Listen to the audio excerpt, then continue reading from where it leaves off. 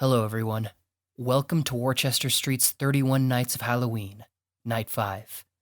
It's been 10 days, and it's still raining. Before we get started with tonight's story, I wanted to do a quick book review, sponsored by Audible. I've been a huge reader my whole life, so it's no small thing to say that The Shining is my favorite novel of all time.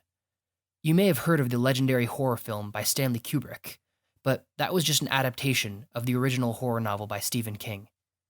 The story is known for its location, but at the heart of the book is the family, not the hotel.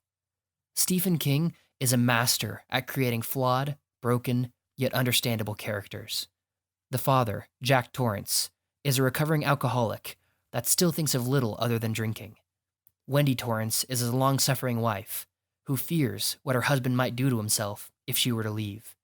Danny Torrance is their gifted son, who wants nothing more in the world than for his parents to just love each other. Things look like they might finally be looking up for this small family when they move into the Regal Overlook Hotel as its winter caretakers. The hotel, however, has other plans. I listened to this book for the first time a few months back, and soon after listened to it for the second time. If you like my stories, you'll love The Shining by Stephen King. You can listen for free on Audible by following the link in the description or the pinned comment. That's audibletrial.com/street. With that being said, let's get started with Worcester Street's 31 Nights of Halloween, Night 5, The Storm That Never Stopped Raining. There are storms, and there are storms. When you hear the word storm, you probably think of a nice patter of rain against your windowsill, maybe a cup of hot chocolate and a good book, broken up by the occasional clap of thunder in the distance. Most people only experience one or two true storms in their entire lives. Storms that rip the siding from homes, storms that crackle and explode with constant electricity, storms that pour down so much water that visibility is cut down to the end of your front porch. A true storm came through Mayberry County a little over a week ago. The rivers washed out the road, trees fell on the power lines, and most everyone hunkered down in their homes to wait for it all to blow over. The only problem is that it never did. It's been 10 days, and it's still raining. I crouched down in our dingy living room, placing yet another bottle under yet another leak. Our roof leaked during normal rain already, and this storm was making it look as if someone had thrown a hedgehog at a water balloon. At least a dozen wet spots were scattered around, each pinging down water droplets rhythmically. Dad was sitting in the glow of our furnace, a half-empty whiskey bottle still in his hand. I shot a look at the still glowing embers inside. The furnace was the one upside to being white trash. When the power goes out, we can still stay warm. A look at the few remaining logs I'd stacked up in the corner by our TV told me how much time we'd have heat for. Enough for a few more days, if we had the self-control to ration them. I looked back at my dad, drool dripping from the corner of his mouth. Self-control had never been one of his strong suits. The forest outside was lit up by a flash of lightning, and I braced myself. Less than a second later, the house was rocked by thunder that shook the glass in the windows and pounded the front door. It took me a second to realize that the pounding on the front door hadn't stopped, even after the rumbling thunder had died away. I went to the door and pulled it open. Luna Snyder stood on my front porch, wearing a backpack and a raincoat, her blonde hair pulled into a ponytail that dripped water. I let her in and shut the door behind us. She shot a look at my dad's comatose figure, then looked at me with a raised eyebrow. "Still?" she asked. "Yeah, I know," I said. "How's your mom doing?" Luna walked up to the sink and wrung her ponytail out into it. "Still got her hands full. A tree fell in the Dawsons' place while they were sleeping. The only one who died was their dog, but the rest of them got hurt pretty bad. She's doing what she can." I shot a look at the trees surrounding my house. If one of those fell in on us, there'd be nothing left but a hole that smelt of booze and mold. It was early evening, but the clouds were so thick that I'd have believed you if you told me it was midnight. The trees whipped back and forth, almost advertising their destructive weight. I fought down a shudder and looked away. "Listen," Luna said, pulling a note out of her backpack and handing it to me. "My mom needs some more medicine, and she wants an update on the town. Everything she needs, we can get, if we make a quick run to the pharmacy on Main Street and passed by the fire station to check on Stanley and the messages there. She shot me a sheepish grin. So, Milton, you feel like helping me out and getting soaked again? There was something about her face that almost made me smile, despite everything going on. I looked over the supplies written in her mom's scrawled handwriting and passed it back to her. Yeah, just let me grab my coat and we'll get going. I threw on an old pair of rain boots and a coat, neither of which would be much use at keeping the water out. I opened one of my high school notebooks and scrawled out a quick note to Dad about where we were going and set it on the counter. Luna stood by the door, anxious to leave. I got up to go, shot another glance at Dad, and threw another log on the fire to keep him warm. Mom would have approved. Stepping outside was like entering a rock concert, freezer, and airsoft shooting range all mixed into one. The rain pelted us from every side, whipped into a frenzy by the wind. We continued down the street, conversation made difficult by the storm. I kept an eye on the houses on either side as we passed by. Power had gone out on the very first day of the storm, and I doubted that many houses had extra food. Luna and I had talked the situation over with her mom every time I headed over to her house. None of us had any idea what kind of storm could last this long, especially a storm as powerful as this one. Mayberry County is situated high in the mountains of West Virginia, so we're no stranger to storms.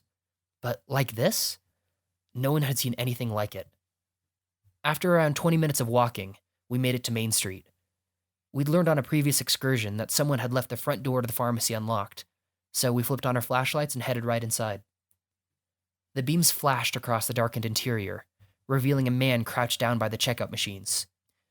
He jumped and spun to stare at us, shielding his eyes from the light.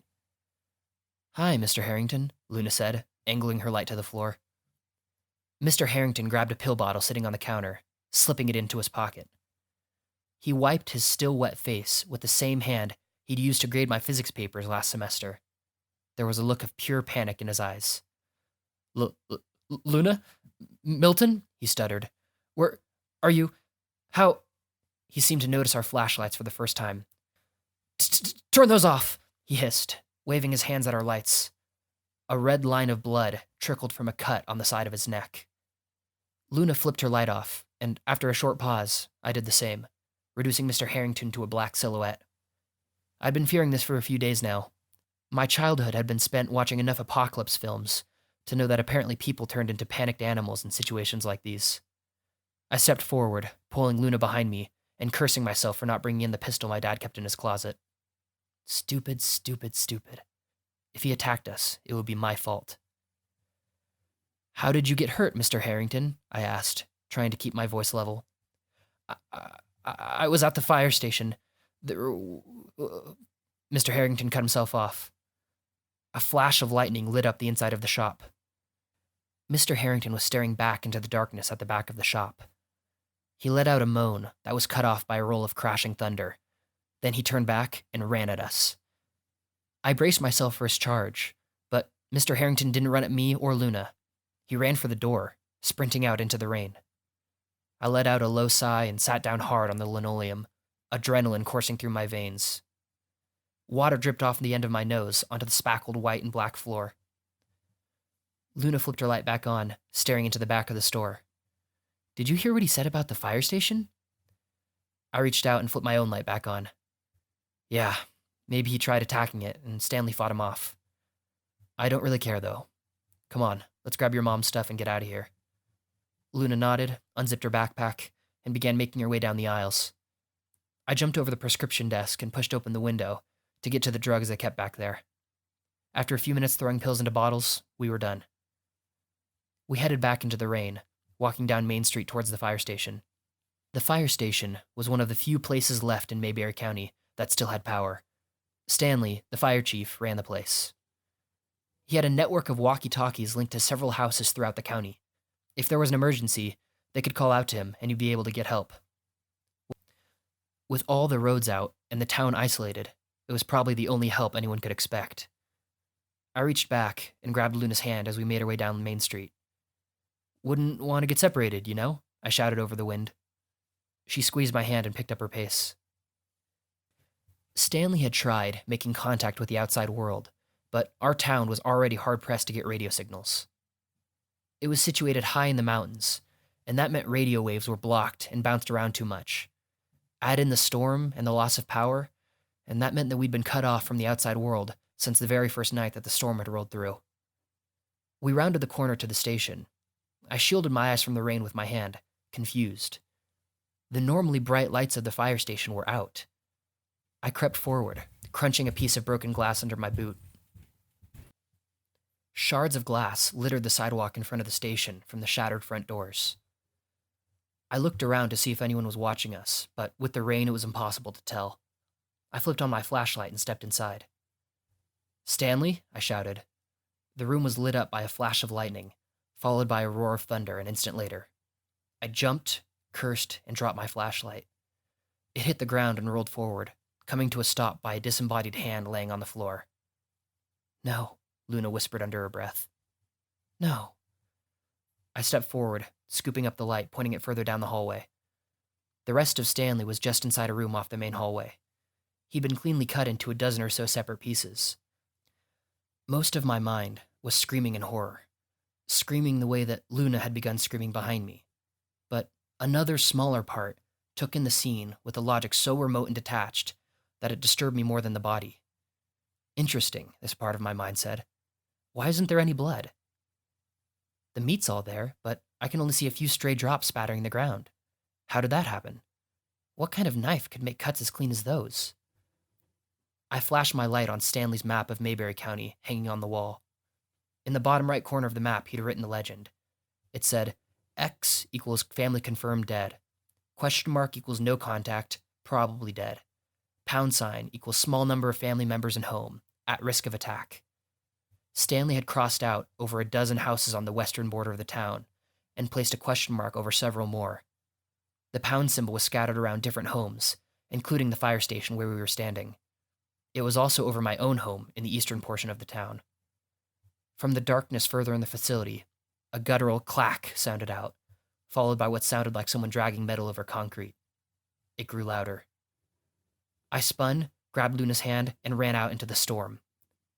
Almost as if sensing our presence, it increased in volume and intensity, and I found it hard to stay on my feet with the wind and rain.